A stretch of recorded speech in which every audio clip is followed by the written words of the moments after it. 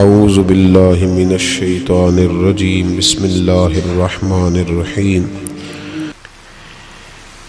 अल्लाह तबारक व तआला के नेक बंदों में कुछ ऐसी चीज़ें पाई जाती हैं, कुछ ऐसी अलामात अल्लाह ने उनके अंदर रखी होती हैं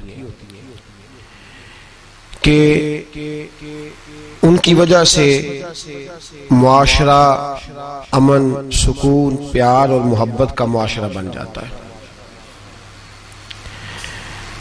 उन खूबियों में से 3 खूबियां ऐसी हैं जिन्हें सूफिया ने बतौर लाजिम एक अल्लाह के बंदे के लिए, नबी पाक अलैहिस्सलाम के गुलाम के लिए ज़रूरी करार दिया है। वो 3 खूबियां हैं सादगी, आजिज़ी और कनात।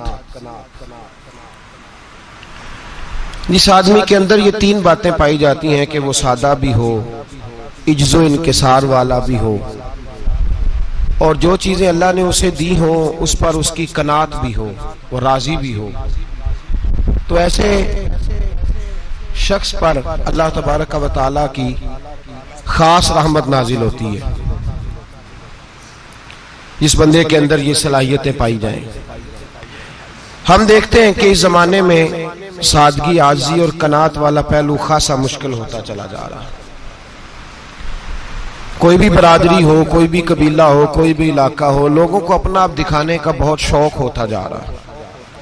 मैं भी हूं, मुझे भी मानो, मेरी भी सुनो और मेरी भी तारीफ करो, मेरी तरफ भी तवज्जो करो, ये माहौल बन गया। अगर आप सादगी वाले नहीं होंगे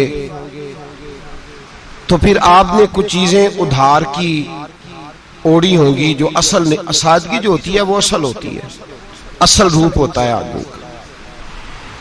अगर आपके अंदर सादगी नहीं होगी तो फिर आपने कुछ चीजें ऐसी अपने ऊपर लागू कर रखी होंगी जो आपका असल नहीं। तो जब आदमी असल से हटता है तो बेसुकून होता है। अल्लाह तबारक व तआला ने मुंह में दांत बनाए हैं तो ये असल है। इनके अंदर धागे के बराबर भी कोई चीज चली जाए तो वो बेचैन कर देती है क्योंकि वो असल नहीं होती। तो जब आप सादगी में रहेंगे तो असल जगह पे रहेंगे, असल जगह पे, फिर आप तकलीफ में मुब्तला नहीं होंगे। आजिज़ी का मतलब ये होता है कि आप अल्लाह के किसी बंदे को हकीर ना समझें, छोटा ना समझें, जलील ना समझें।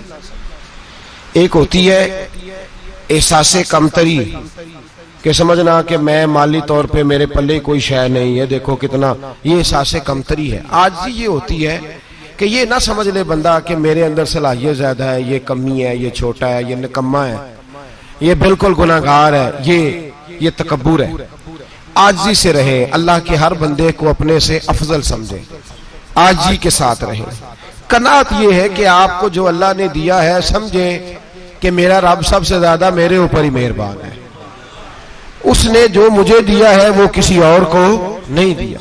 ये शुक्र के तौर पर, तकब्बुर के तौर पे ये भी नहीं। कनात करें। आजिज़ी जब आपके अंदर होगी, सादगी होगी तो जिंदगी इत्मीनान से गुजरेगी, सुकून से गुजरेगी। और आजिज़ी और सादगी का ये वाला तर्जुमा नहीं कि जिस बंदे ने मैले कपड़े डाले हो आप समझे कि ये बड़ा सादा आदमी है जी, हफ्ता आया नहाया नहीं तो सादा है। ये सादगी नहीं होती। नफासत तो हुसैन है इस्लाम का। नबी पाक सल्लल्लाहु अलैहि वसल्लम ने एक मालदार आदमी को फटे पुराने कपड़े पहने हुए देखा था तो हुजूर ने मना किया था। फरमाया अगर अल्लाह नेमत देता है तो बंदे पर उसका असर देखना भी पसंद फरमाता है। अच्छे कपड़े छोड़ दें तो आप सादा हो गए, ये मतलब नहीं। बहुत सारे गरीब लोग भी सादे नहीं होते, जो हर वक्त कहता रहता है मैं किसी चौधरी को कुछ नहीं समझता, तो वो सादा है। जो कहता रहता है कोई नहीं मेरी नजर में, मैं आप बड़ा सियाना हूं, फलाना बंदा आया तो मैंने लाजवाब कर दिया, 2 बातें नहीं फिर वो कर सका आगे से, तो आप सादे? आप तो बड़े महान तेज आदमी है भाई, आप तो अपनी करामत सुना रहे। सादगी का मतलब है बेतकल्लफ जिंदगी जिसमें कोई तकल्लुफ ना पाया जाए। जो बंदा हो वही वो बयान करे, ये सादगी है। ये सादगी के खिलाफ है कि आप जो नहीं है वो आप। मेरा एक तजर्बा है, इसको आप कुरान और हदीस का निचोड़ ना समझिएगा, मेरी जाती बात है तो इसको जादी रहने दीजिएगा। कभी कभी मैं परेशान होता हूँ। आप किसी की दावत खाने जाए ना, वो अकीके की हो, वलीमे की हो, कोई भी हो, अच्छा जब आप खा लेते हैं ना तो फिर वो आदमी मुतालबा करता है कि आप उसकी तारीफ करें, फिर उसका ये मुतालबा होता है। वो बिल्कुल मेरी तरह का देहाती भी हो तो कहता है मैं मुंडिया नूं कल आख्या कि लियाओ फिर कोई कट्टा चंगा तगड़ा जिहा, अज जी आखन ना कि जनाब एदी दावत सी ते इस पकाए कुछ नहीं। वो फिर जिसले कट्टा एडा वधिया लिया के नाई अगे रखिया तो उन्हें पहली बारी इंज दा वेखिया सी, उन्हें फिर बनाया कि कमाल कर छड़ी। मुतालबा क्या है उसका भला? तुहानू आखे कि जिंज दी तुसां रोटी पकाई मैं कदे नहीं खादी। ये हर आदमी का मुतालबा, हर आदमी। जनाब मैं सवेरे गया हूं तो ताजी सब्जी स्पेशल आपके लिए मैं लेके आया हूं, और ये वो वाली लाया हूं जो मिलती नहीं थी पूरी दुनिया से, सिर्फ मुझे मिली है। तो ये आजिज़ी नहीं, ये सादगी नहीं, ये बनावट है। ये मैं अमीर गरीब, ये सारे लोग ये काम करते हैं, सारे। जो हम नहीं वो हम बन के दिखाते हैं, जो हम हैं नहीं वो हम बनते हैं। उसका नुकसान ये होता है कि जब वो चीज जो असल नहीं होती वो आती है तो तकलीफ देती है। नबी पाक अलैहिस्सलाम की जिंदगी सादी थी। किस तरह की सादी थी? दो जुमले, हजरत अब्दुल्लाह इब्ने अब्बास के दो जुमले और बात खत्म कर दी। फरमाते हैं मेरे रसूल पाक अलैहिस्सलाम की जिंदगी सादी थी। ये कैसी सादी थी? फरमाते हैं जो मिलता था हुजूर पहन लेते थे, जो सामने आता था खा लेते थे। कोई तकल्लुफ नहीं कि मैंने ये नहीं खाना, ये खाना है, ये नहीं लेना, ये लेना है। ये मिजाज नहीं, तबीयत नहीं। हमारी तो पसंद नापसंद होती है ना। हुजूर को कद्दू ज्यादा पसंद था, ये तो आपको हदीस में मिलेगा, ये तो मिलेगा। लेकिन ये नहीं मिलेगा कि नबी पाक सल्लल्लाहु अलैहि वसल्लम को गंदम नापसंद थी, ये नहीं मिलेगा। आपको ये तो मिलेगा कि रसूल पाक को दूध ज्यादा पसंद था, ये नहीं मिलेगा कि सादा पानी नापसंद था। ये तो आपको मिलेगा कि नबी करीम सैयद आलम सल्लल्लाहु अलैहि वसल्लम जमीर पर सोने को पसंद करते थे। ये नहीं मिलेगा कि चारपाई पर सोने को नापसंद करते थे।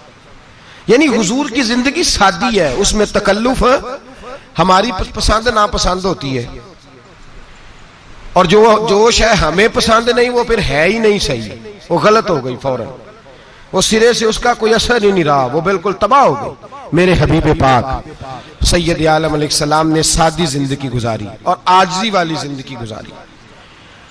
हम लोग आजिज नहीं होते, आजिज नहीं हो। अगर हम लोग आजिज हो जाएं तो लड़ाइयां खत्म हो जाएं। हर खानदान में हर घर में लड़ाई है, इसका मतलब है कि आजिज़ी, जहां आजिज़ी होती है वहां लड़ाई, वहां लड़ाई नहीं होती, झगड़ा नहीं होता। हमारा भाई से, भतीजे से, भांजे से, बीवी से, ससुराल वालों से, रिश्तेदारों से, भाइयों से अगर इख्तलाफ चल रहा है और हर जगह चल रहा है तो सारी जगह तो गलतियां नहीं ना पाई जाती, कहीं हमारी भी गलती होती है।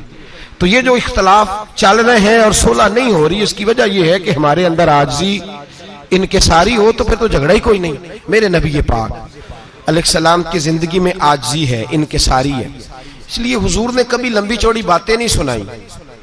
सहाबा कहते हैं नबी पाक अलैहिस्सलाम तकरीर छोटी करते थे, नमाज लंबी पढ़ते थे। तकरीर, नमाज, हमारी बातें लंबी और नमाजें अल्लाह अकबर, उल्ट बिल्कुल सिलसिला। नबी पाक अलैहिस्सलाम ने सादगी, आजिज़ी को अपनाया। बहुत गरीब आदमी, बड़ा माड़ा बंदा जो 100 रुपया दिहाड़ी लेता है, और बाहर जब वो दिहाड़ी करने गया है तो वो शाम को जब उसने ना समेटा है ना वो सीमेंट और रेत और वो सारी चीजें, तो वहां वो झाड़ू फेर के आया है। फेरते हैं ना जी मजदूर झाड़ू, ये काम वो करने को तैयार है, पर अपने घर में आके झाड़ू देने को तैयार नहीं वो, इसलिए कि ये उसकी मर्दानगी के खिलाफ है। बाहर जब वो गया है, किसी होटल में काम कर रहा है, टाई पैंट कोट पहन के वो बड़ा अच्छा, वहां अगर उसको बर्तन धोने पड़े तो धो लिए, बल्कि अगर नाराज ना हो जाए बाहर रहने वाले साथी, तो ढेरों लोग बाहर जाके होटलों में बर्तन मांजते हैं, लेकिन वहां उनके रोब को, उनके नाम को कोई धब्बा लगता, लेकिन घर के अंदर जिस बर्तन में उन्होंने खुद रोटी खाई है, अगर उनको ये कह दिया जाए ना कि ये धो लो, तो फिर तो तलाक तक नौबत आ जाती है, फिर तो मसला खराब है। फिर तो हो सकता है कि बीवी की अम्मा की भी खैर ना हो, तुझे उसने सिखाया ही कुछ नहीं, मुझे तूने कह दिया उठ जा। ये हमारा हाल है। और है हम सारे आजिज मिस्कीन, है हम सारे माड़े गरीब, ये सारा अपनी जगह तय। लेकिन जहां डटना है, बल्कि यूं समझ लें कि जहां रोब ना चला वहां मिस्कीन हो गए, और जहां चल गया और बादशाह हो गए। मेरे रसूल पाक सैयद आलम अलैहिस्सलाम का उसवा नूर सुनो। सैयदा तैयबा ताहिरा हजरत आयशा सिद्दीका रदी अल्लाह ताला अन्हा फरमाते हैं, हुजूर घर में आते, अगर घर के अंदर झाड़ू देने वाला है तो मुस्तफा ने उठा के काम करना शुरू कर दिया है। ये मामूली बात नहीं। अगर हजरत फातिमा ज़हरा की चक्की पीसने के लिए फरिश्ते आ सकते हैं तो रसूल पाक के घर का काम करने के लिए भी आ सकते हैं, आ सकते। लेकिन मेरे नबी पाक सल्लल्लाहु अलैहि वसल्लम घर में अपने कपड़े धो लेते, फट जाते तो हुजूर सी लेते। यहां तक कि हजरत आयशा फरमाती है, एक दिन हुजूर ने कहा खाना पकाओ, तो मैंने कहा कनीज आटा गूंद रही है। नबी पाक ने मालूमात की तो पता चला कि वो कनीज तो जा चुकी, बीमार थी। फरमाती है हुजूर ने अपने दस्ते मुबारक से आटा गूंदा, नबी पाक ने गूंदा, नबी पाक ने। लगे जो मजदूर शाह ऐसा, न धुन न दौलत सरबराह ऐसा, अर्श नशी का जमी पे घर है, मेरा पैगंबर अजीम तर है। नबी पाक ने आटा गूंदा और आटा गूंद के फरमाया आयशा आओ रोटी पका दो। मैंने आटा गूंद दिया है। ओ भाई मैं बहुत बड़ा नवाब हूं मैं आजिज मिस्कीन, लोगों की मैं कमियां कोताहियां सुनाता हूं। लेकिन अगर जरा सा भी हाथ हिलाना पड़े तो उस वक्त ना जहां रोब चलता है वहां तो चलाना चाहिए ना। जितना हमारा दबदबा बनता है, आजिज़ी इनकिसारी, ये इंसान को संवारती है, ये उसको सुकून देती है, ये उसके अंदर पैदा करती है वो चीज जो उसे अल्लाह के करीब करती है। अगर आप बड़े हैं तो फिर आप बड़े ही रह जाएंगे, बन कुछ नहीं सकेंगे। अगर आप में तकब्बुर है तो फिर अना का बुत कायम हो जाएगा, बन कुछ नहीं सकेंगे आप। हर आदमी को अपना आप दिखाने का शौक है, बनाने का शौक है, शोहरत, नाम भरी, अपने आप को जाहिर करना, बताना। 1,44,000 सहाबा थे मेरे रसूल पाक के, सारे कहिए सल्लल्लाहु अलैहि वसल्लम। जब हुजूर का नाम सुने तो दरूद पाक पढ़ा करें सल्लल्लाहु ताला अलैहि वसल्लम। 1,44,000 सहाबा थे, काम कर गए, किसी ने नाम नहीं बनाया, काम किया। शायद चंद 100 के नाम किताबों में मिलते हो, बाकियों ने काम किया, नाम पर तवज्जो ही नहीं। और कुछ ऐसे भी थे जो आए नहीं, बात मानी है मेरे नबी पाक की। हजरत वैसे करनी रदी अल्लाह तशरीफ नहीं लाए, घर रह के वे हुजूर की बात मानी है। माँ की खिदमत करो, नहीं आए, खिदमत करी, तशरीफ नहीं लाए, घर रह के बात मानी। दर्जा क्या दिया मेरे रसूल पाक अलैहिस्सलाम ने? ड्यूटी लगाई मौला अली शेर खुदा की, हजरत उमर फारूक रदी अल्लाह ताला। फरमाया मेरा जुब्बा ले जाना और मेरे अवैस से मिलना और उसे कहना मेरी उम्मत की बख्शिश की दुआ मांगे। भाई घर रह के बात मानी, कोई शोरा नहीं, कोई नाम नहीं। इमाम अब्दुल वहाब शौरानी कहते हैं करन के लोग उन्हें रोड़े मारते थे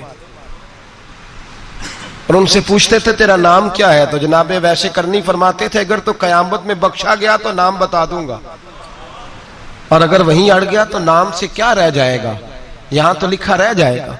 और फिर दुआ मांगी, इमाम शौरानी ने लिखा है दुआ मांगी हजरत अवैस करनी ने, ए अल्लाह मैंने जिंदगी छुप के गुजारी है, मुझे जाहिर ना करना।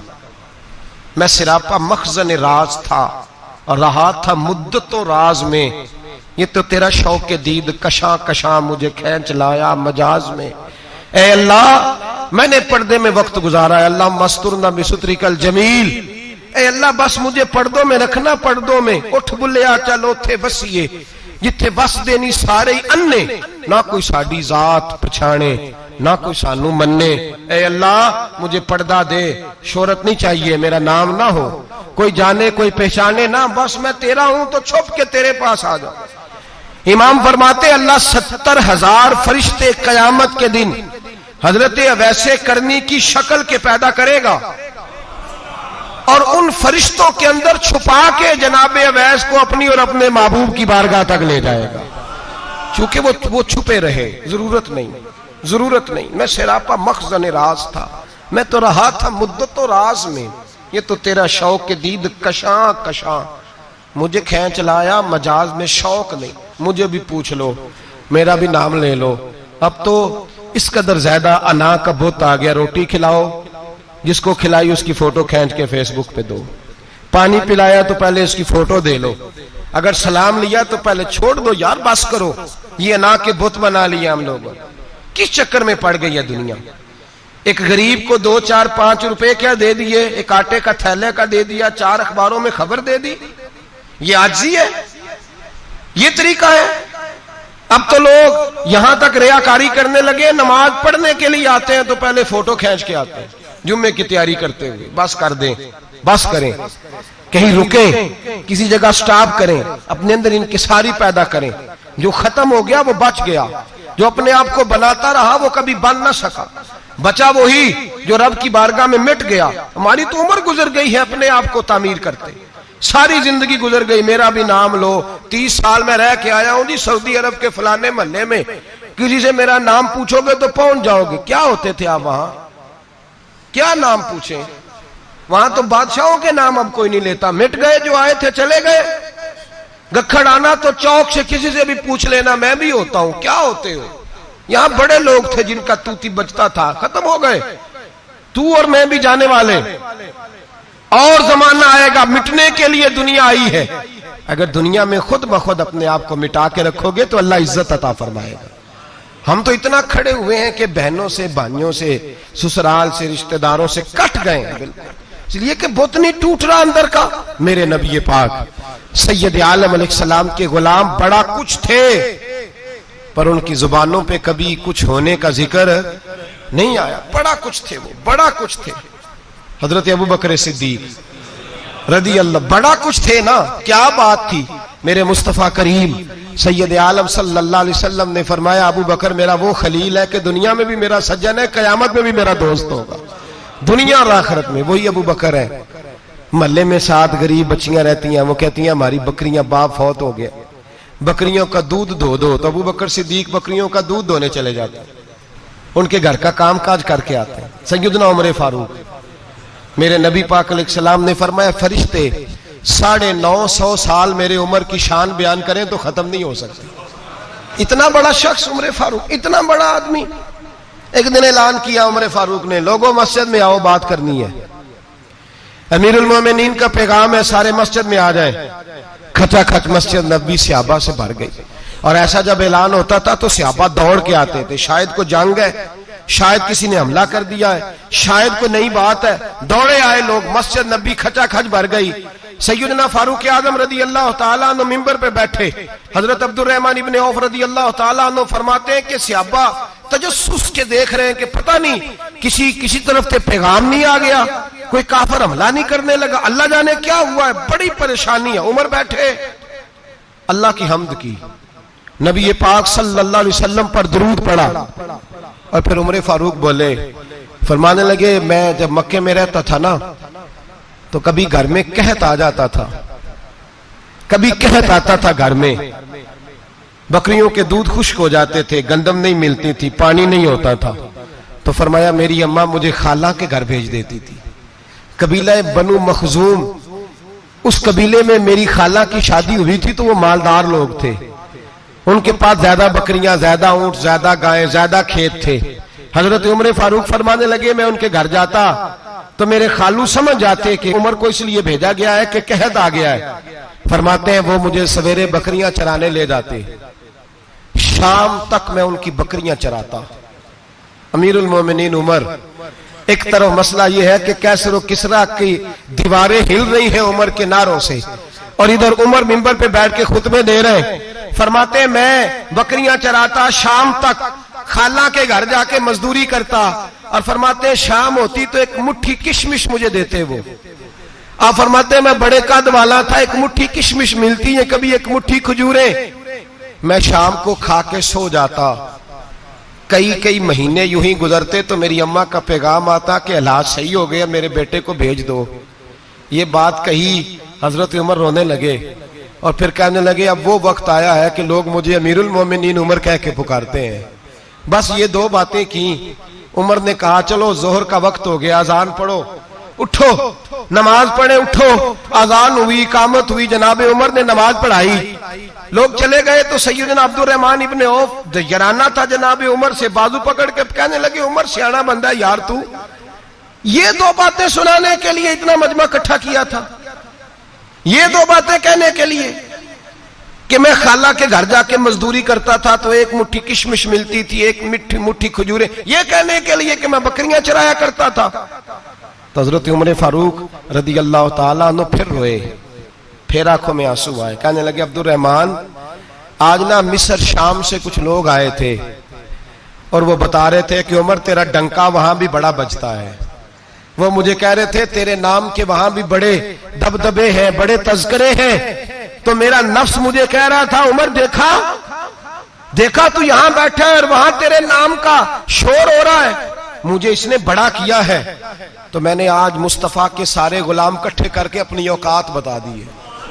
मैंने अपनी औकात बताई है कि मैं कुछ नहीं, कोई शय नहीं, कोई चीज ही नहीं, असी किसी दे कुछ नहीं जे लगदे, ना कोई साडा दर्दी। मैंने बताया है कि मैं तो किसी के बकरियां चरा के एक मुट्ठी किशमिश लेके गुजारा किया करता था। गुजारा मुझे मेरे कुछ साथी ना ले गए गुजरांवाला सर्दियों के मौसम में, मुझे कहने लगे स्वेटर पसंद कर लें अपनी मर्जी का। तो मैंने कहा यार मुझे तो वही मजा आता है जो मेरी अम्मा क्रोशिये से बनाया करती थी, वही वो पहले अब्बा पहनते थे, फिर वही स्वेटर बड़ा भाई पहनता था, फिर हमारे खाते में आ गया। और फिर उसकी तारीफें होती थी गुर्बत छुपाने के लिए, उसकी तारीफें होती थी, बड़ी बड़ी मेहनत से बना है जी, क्या बात है, बड़ा गर्म है, तो अब छोटे भाई को दे दिया जाए। हमने कहा वही जमाना देखा है, वही रंग देखा हुआ है और उस पर फख्र है। अब तो लोग जब कुछ हो जाता है ना, दो चार लोग जानने लगते हैं तो लोग फटाफट दावा कर देते हैं खानदानी रईस आजम हो, बड़ी बात है। ऐसी कोई बात नहीं, जिसको अपना आप याद रहता है उसे खुदा भी याद रहता है, जिसे अपना आप याद रहता है उसे रसूलुल्लाह भी याद रहते हैं, जिसे अपना आप याद रहता है उसकी नजर में दूसरे लोग भी कुछ होते हैं, दूसरे लोग भी कुछ होते हैं। मैं उम्रे के लिए हज के लिए जाता रहता हूँ, रब मुझे अपने फजल से बुला लेता है। तो मैं एयरपोर्ट से नीचे उतरा तो एक साहब मेरे जानने वाले थे, दौड़ के आए और मुझे कहने लगे क्या बात है, सुना है इस दफा आप सऊदी एयरलाइन से आए, सीधा मदीना शरीफ आए, क्या बात है आपकी। और मैंने कहा साहब छोड़ दें, मैं भी जब पहली दफा आया था तो मैं भी बड़ा घूर घूर के एयरपोर्ट देखता था, मैंने कभी देखा जो नहीं था, मैं बड़ा घूर घूर के देखता था, कोई ऐसी बात नहीं है, ये निजाम कुदरत है, बादशाह के फैसले हैं, वो जब चाहता है जिस तरह के चाहता है फैसले फरमा लेता है, तो ये उसके फैसलों की बात है। हम लोग ना जिस हैसियत पे होते हैं वहीं रह जाते हैं, पिछली बात भूल जाते हैं, इसलिए हम चाहते हैं जो भी हमें मिले झुक के मिले, जो भी आए, और ये मेरा आपका सबका मुश्तरका मामला है। मेरे नबी पाक सल्लल्लाहु ताला अलैहि वसल्लम ने सहाबा से पूछा तुम्हें बताऊं जन्नत के बादशाह कौन होंगे? जन्नत के आम लोग नहीं, जन्नत के, बोलिएगा जरा, जन्नत के अल्लाह बादशाह। जन्नत में तो जाना बड़ी बात है, और हुजूर जन्नत का भी बादशाह। इब्ने माजा में लफ्ज है, तुम्हें पता है जन्नत के बादशाह कौन होंगे? तो मेरे मुस्तफा करीम सल्लल्लाहु ताला अलैहि वसल्लम के गुलामों ने कहा हुजूर हमें नहीं पता। तो हुजूर ने फरमाया जन्नत के बादशाह वो लोग होंगे जिन्हें दुनिया में कोई भी नहीं जानता था, जिनके कपड़े सादे होते थे, जो गरीब लोग होते थे, जो सिफारिश करते थे तो उनकी कबूल कोई नहीं करता था, जो किसी के साथ जाते थे तो उनको मानता कोई नहीं था, वो जन्नत के बादशाह होंगे, बादशाह। और फरमाया क़यामत के दिन जब लोग उन्हें देखेंगे तो उन पर फख्र करेंगे, रश्क करेंगे, कहेंगे क्या बात है तुम्हारी, यहां तो शौक ही बड़ा है। गरीबों ने भी पोस्टर बनाए हुए हैं, डाकुओं, लुटेरों, चोरों की तस्वीरों के साथ लगवाए हुए, अपने आप को बड़ा करने के लिए।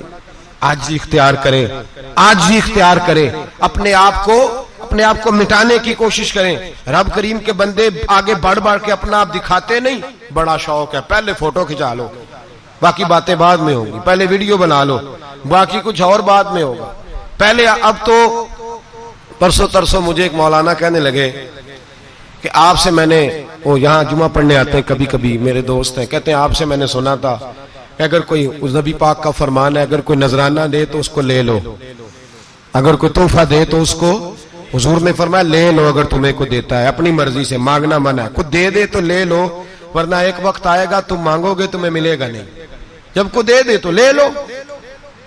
कहने लगे आपने कहा था को दे दे, तो उस वक्त से मैं, कोई सूट देता है मुझे मेरी मस्जिद का नमाजी तो मैं ले लेता हूं, कोई मुझे कोई और शय देता है तो मैं आपसे सुन के तो अगर मेरी मस्जिद का नमाजी सूट पकड़ाते साथ फोटो भी खींचे तो फिर मेरे लिए क्या हुक्म है?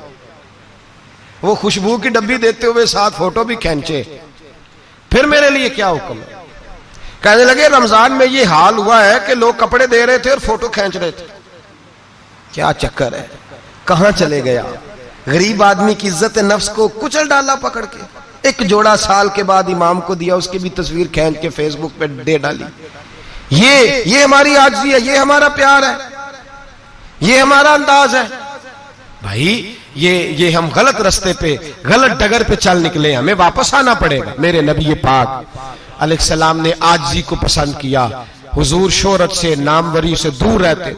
नबी पाक अलैहिस्सलाम ने आजिज़ी, इनकिसारी और सादगी और कनात इनको अपना के रखा, सीने से लगा के। ये नहीं कि माल नहीं आया, बहरीन से लाखों दिनार आए हुजूर के जमाना ज़ाहिरी में। तबूक के बाद फतुहात हुई तो लाखों दिनार आए, लेकिन हजरत आयशा कहती है हमारे घर में 4 दिन के बाद ही रोटी पकी है, हमने एक वक्त ही खाना खाया। लाखों रुपया आया है, पर हमारे घर के अंदर जो खाना आया है वो सिरका ही आया है। हमने रात अगर रोटी बच गई है तो सवेरे उठ के रात वाली खाई है। हमारे घर के अंदर वही हालात रहे, इसलिए कि मेरे नबी पाक अलैहिस्सलाम ने फरमाया मैं तुम्हारी दुनिया से हासिल करने नहीं आया, मैं तो मुसाफिर की तरह वक्त गुजारने आया। हम ज्यादा के चक्कर में निकले तो बड़ा कुछ कुचल के आ गए। बड़ा कुछ आजी जब पैदा होती है, इनकिसारी जब पैदा होती है, जब तवाज़ो आती है, फिर इंसान बनता है, फिर वो समझता है, फिर उसके अंदर तब्दीली आती है, फिर वो। और बुजुर्ग फरमाते हैं आजी वाले को नमाज में भी लज्जत आती है। वरना तो किसी ने पूछा था, एक शायर इस्लामाबाद में रहते थे, तो उनसे किसी ने पूछा कि आपका शहर किस तरह का है? उन्होंने कहा मेरा उस शहर अदावत में बसेरा है जहां लोग सजदों में भी लोगों का बुरा सोचते हैं। मेरा उस शहर अदावत में बसेरा है जहां लोग सजदों में भी लोगों का, नमाज पढ़ते हुए कहते हैं देखो कितनी बू आ रही है इससे, कपड़े नहीं बदल के आया। नमाज पढ़ते हुए भी साथ वाले के बारे में बुरा सोच रहे। जब आजी सैयद अहमद कबीर रिफाई रहमतुल्लाह ताला अलैह, ये सिलसिला रिफाइया के शेख हैं, आला हजरत रहमतुल्लाह अलैह ने इनकी बड़ी तारीफ लिखी है फतावा रज़विया में। मिस्र के अंदर सिलसिला रिफाइया और शाज़लिया, बहुत सारे लोग इस सिलसिले में मुरीद हैं।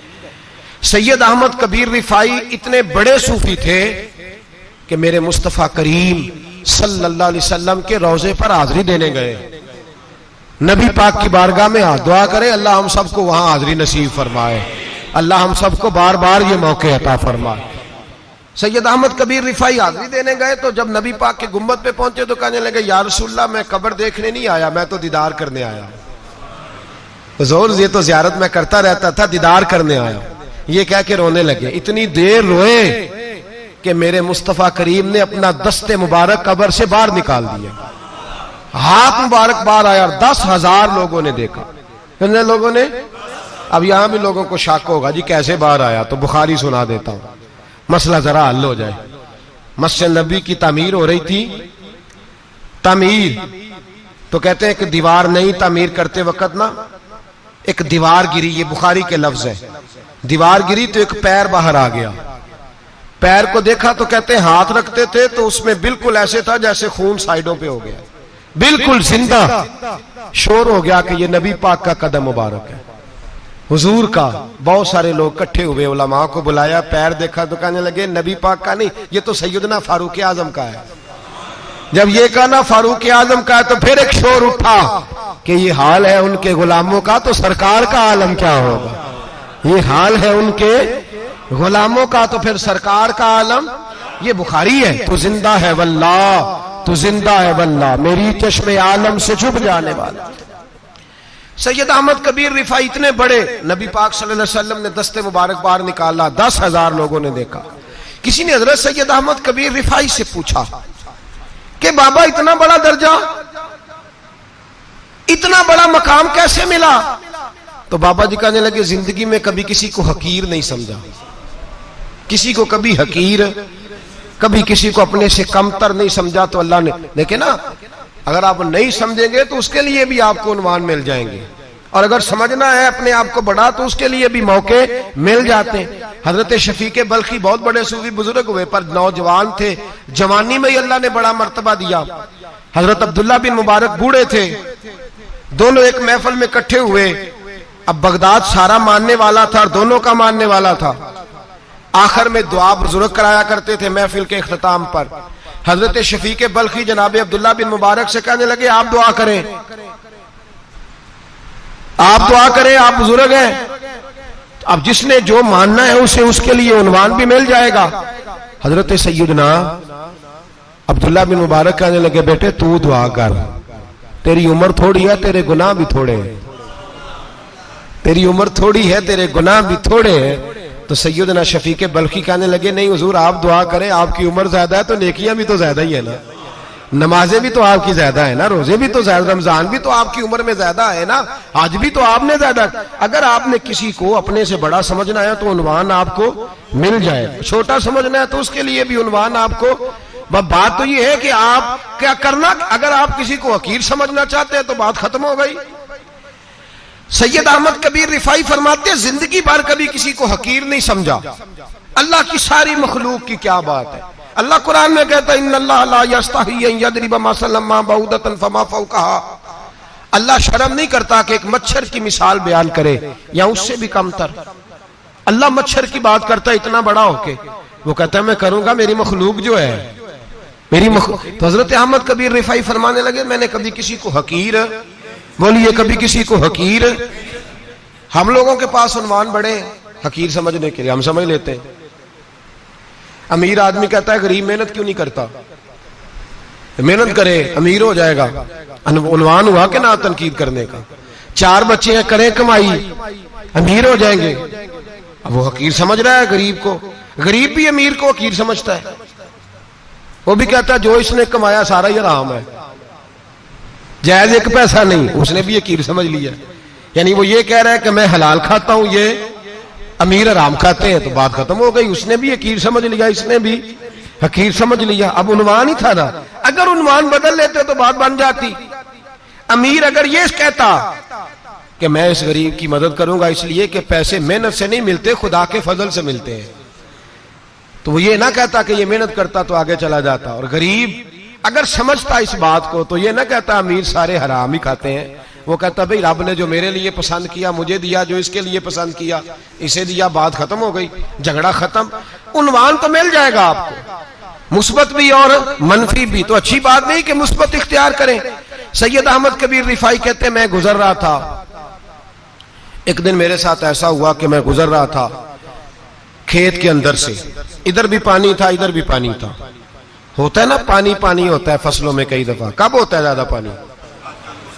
नहीं, जब कद्दू करी रहे जी, और जब कद्दू करते हैं ना तो दोनों जाने पानी भरा होता है ना जी, वो ट्रैक्टर भी पानी में चलता है। मैं पेंडू हूं ना, मुझे ज्यादा पता है क्या हालात होते हैं। तो वो इधर भी पानी इधर भी पानी, तो दरमियान में से वो मुंडेर होती है छोटी सी, वाटा खीदा अपनी जुबान है। तो कहते इधर भी पानी था इधर भी पानी था। सैयद अहमद कबीर रिफाई कहते हैं, मैं गुजर रहा था, असर की नमाज का टाइम हो गया, मैं जल्दी जल्दी जा रहा, सामने से कुत्ता आ गया। इंसान अशरफुल मखलूकात है, लेकिन वो अल्लाह का शुक्र करेगा कि उसने मुझे अशरफ बनाया है। ये नहीं कह सकता कि ये मखलूक हकीर है, ये बुरी है, ये नहीं कह सकता। शुक्र करे कि मुझे अल्लाह ने अशरफुल। सैयद अहमद कबीर रिफाई कहते हैं, कुत्ता आ गया सामने से। अब कुत्ता आया तो मुझे जल्दी थी, कुत्ता भी भीगा हुआ था। अब मेरा दिल करे कि कुत्ता नीचे उतरे तो मैं गुजरूं, कुत्ता खड़ा है कि ये साइड पे हो तो मैं गुजरूं। कहते हैं देर हो गई, तो मुझे डर लगता था, मैंने कभी कुत्ते को भी नहीं झिड़का था, कभी कुत्ते को भी, अपनी इतनी हैसियत ही नहीं, झिड़का ही नहीं कभी किसी को। आप फरमाते हैं देर हो गई तो मैंने कहा या अल्लाह, हजरत सैयद अहमद कबीर कहते हैं मैंने कहा या अल्लाह इस कुत्ते को जुबान ही दे दे, मैं इसे कुछ समझा ही दूं, इसे जुबान ही दे दे, तू तो कादर मुतलक है। उसे जुबान दे दी।